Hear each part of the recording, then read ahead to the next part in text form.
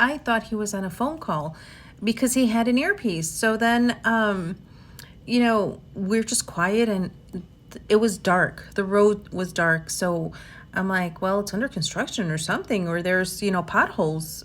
So, anyways, we get on the expressway, right? And honestly, I wasn't even paying attention to the way, he was driving or the ride, anything like that.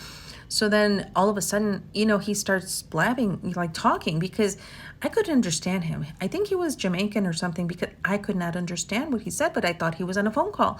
So I didn't say nothing. He just pulls up to the side of the road and we're all like, what the hell? And we just got silent and we're looking at each other. I turned back and looked at the guys. And so anyways, he gets off and he's like, I'm going to check my tire. Oh, you're going to check your tire, and while he's checking his tire, we're like, what the hell is this? We're in the middle of the highway and he just pulls to the side when he could have driven another 1,000 feet and gotten off. So anyways, we are sitting there, right? And he comes back and he's like, I got a flat tire. And so then he goes back outside and he's like, you guys have to take your luggage out of the car so I can get the spare. And we're like, oh, hell no, not in the side of the road. So we were just all in shock, right? Because we never been through this. So anyways, he says, he comes back and says, I'm going to get you guys an Uber so you guys can go on to your, hotel, and then I'll take care of my tire. So he got us an Uber, right? And we're in the highway, and all of a sudden I see this car on the other side of the highway. And so he had to turn around, do a U-turn, and come back to us. So then we transferred our bags and got into the other Uber, which was a Tesla. It was a Tesla.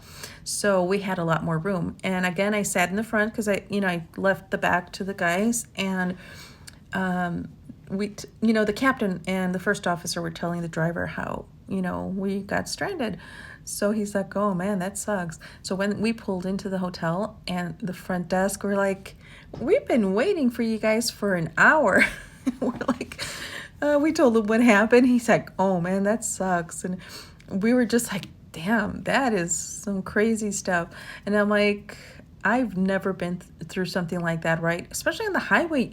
You get, you can get killed if you stop on the highway to get out and whatever, like my brother's a police officer and that's the first thing he said. If you ever have an emergency, exit, at the next exit.